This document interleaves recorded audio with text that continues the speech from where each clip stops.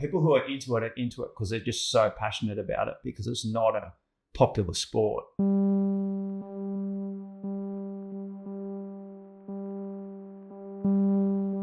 So if you're into it, you know most of the people in it and you're very passionate about it. To be perfectly honest, it's given me most of my friends. So most of my friends that I've got all around the world are through this community.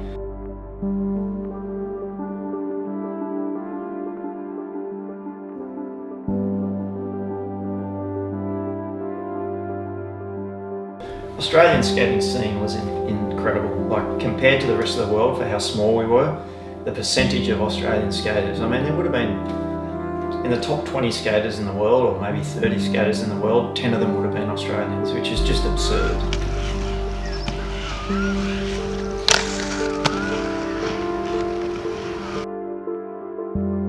And when you've got people making money, the competition was far more fierce back then, I'd say.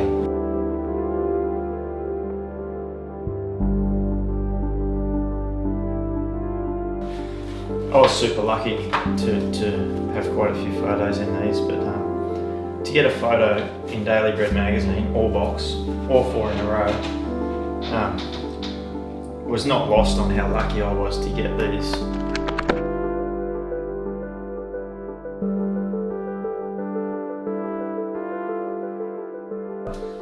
Also, to have your name in print is just insane. Like, it still blows me away that that I'm in Daily Bread magazine.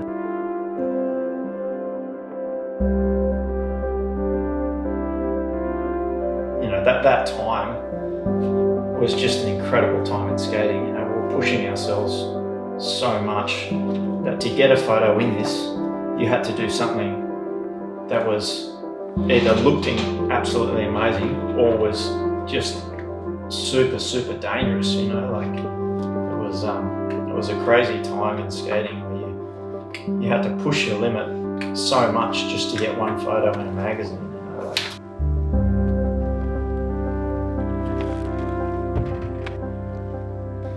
I could see people looking at me and thinking that I'm strange at my age to still be doing it, but there's nothing quite like that. The feeling of being able to create and do whatever you want. There's absolutely zero rules.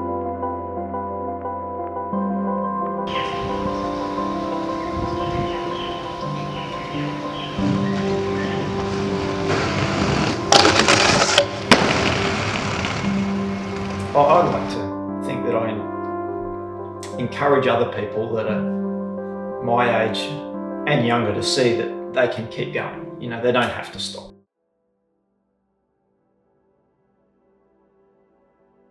Most of us probably started this because we genuinely just enjoyed the act of skating.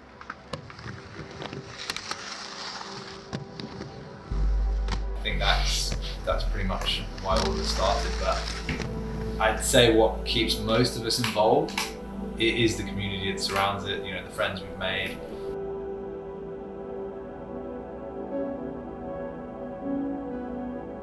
There are obviously other sports that have communities all around the world, but I think rollerblading is in a unique position because of the fact that it's quite a small niche sport. You can go to these far corners of the world, or any city in any country essentially, and you can connect with people on the ground there that's they're going to have something in common with you, and that you're probably going to be able to have a skate with and have a beer with. Yeah, it's the fact that it is so niche and so small allows us to do that. So as much as we all want the sport to grow and have more participants, I think you'd lose that kind of that unique factor of being able to kind of travel to any place in the world and have a place to stay and have someone to skate with.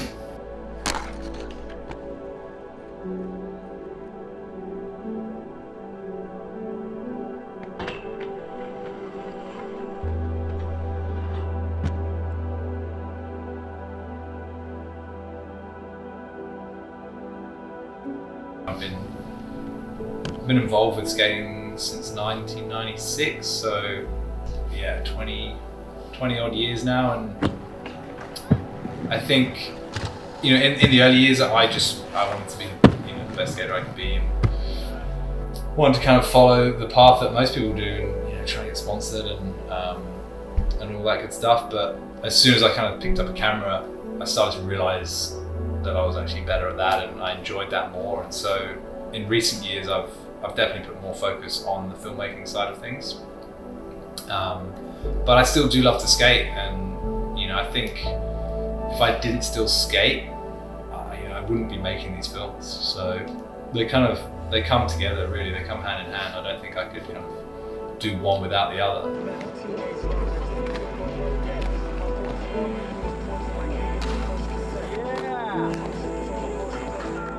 As small as the sport is, we do have these kind of skate scenes all around the world, in all these different cities, in places you never even think of, you know. And you start to sort of question, how did this sort of niche sport end up in these far corners of the world?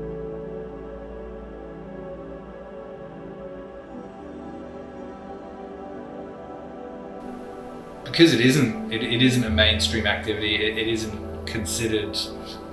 It's not, you know, a cool thing to do, I guess, for most people. So the people that are doing it genuinely love it, and, you know, are doing it because they have a community around them of people, you know, that also love it. So yeah, I think community is everything.